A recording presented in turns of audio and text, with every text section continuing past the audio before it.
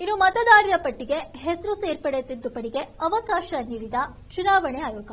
ಇನ್ನು ಭಾರತ ಚುನಾವಣಾ ಆಯೋಗವು ಲೋಕಸಭಾ ಸಾರ್ವತ್ರಿಕ ಚುನಾವಣೆ 2024ಕ್ಕೆ ಸಂಬಂಧಿಸಿದಂತೆ ಜನವರಿ 1, 2024ರ ಅರ್ಹತಾ ದಿನಾಂಕದ ಮತದಾರರ ಪಟ್ಟಿ ಪರಿಷ್ಕರಣೆಯ ವೇಳಾಪಟ್ಟಿಯನ್ನು ಪರಿಷ್ಕರಿಸಿದೆ. ಇನ್ನು ಪರಿಷ್ಕೃತ ವೇಳಾಪಟ್ಟಿಯಂತೆ ಆಕ್ಷೇಪಣೆಗಳ ವಿಲೇವಾರಿ ಅವಧಿಯನ್ನು ಕೂಡ ಜನವರಿ 12, 2024ಕ್ಕೆ ವಿಸ್ತರಿಸಲಾಗಿದೆ. ಇನ್ನು ದತ್ತಾಂಶಗಳನ್ನು ಕ್ರೋಢೀಕರಣ, ನವೀಕರಣ ಹಾಗೂ ಮುದ್ರಣ ಕಾರ್ಯದ ಅವಧಿಯನ್ನು ಕೂಡ ಜನವರಿ 17, 2024ಕ್ಕೆ ನಿಗದಿಪಡಿಸಲಾಗಿದೆ. ಇನ್ನು ಅಂತಿಮ ಮತದಾರರ ಪಟ್ಟಿ ಪ್ರಕಟಣೆ ದಿನಾಂಕ ಜನವರಿ 22, 2024ಕ್ಕೆ ವಿಸ್ತರಿಸಲಾಗಿದೆ. ಇನ್ನು ಮುಂಬರುವಂತಹ ಲೋಕಸಭಾ ಚುನಾವಣೆ 2024ರ ಮತದಾರರ ಪಟ್ಟಿಯಲ್ಲಿ ಹೆಸರನ್ನ ಸೇರಿಸಲು ಜನವರಿ 1, 2024ಕ್ಕೆ 18 ವರ್ಷ ಪೂರ್ಣಗೊಂಡ ಎಲ್ಲ ಅರ್ಹ ಮತದಾರರು ನಮೂನೆ 6 ಅರ್ಜಿಯನ್ನ ಸಲ್ಲಿಸಬಹುದು. ಇನ್ನು ಅದರಲ್ಲಿ ಹೆಸರು, ವಿಳಾಸ ಮತ್ತು ಭಾವಚಿತ್ರ ತಿದ್ದುಪಡಿಗಾಗಿ ನಮೂನೆ 8 ಅರ್ಜಿಯನ್ನ ಸಲ್ಲಿಸಬಹುದು.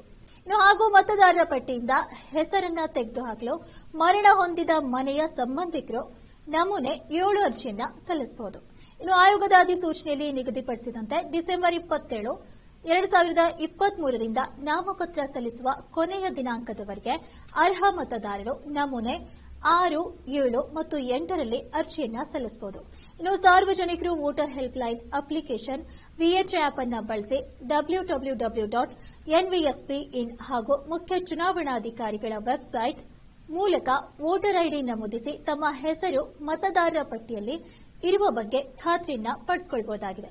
ಇನ್ನು ಹೆಚ್ಚಿನ ಮಾಹಿತಿಗಾಗಿ ಜಿಲ್ಲಾಧಿಕಾರಿಗಳ ಕಾರ್ಯಾಲಯದ ಹೆಲ್ಪ್ ಲೈನ್ ಸಂಖ್ಯೆ 1950ಕ್ಕೆ ಕರೆ ಮಾಡಿ ಹೆಚ್ಚಿನ ವಿವರವನ್ನು ಕೂಡ ಪಡೆಯಬಹುದಾಗಿದೆ.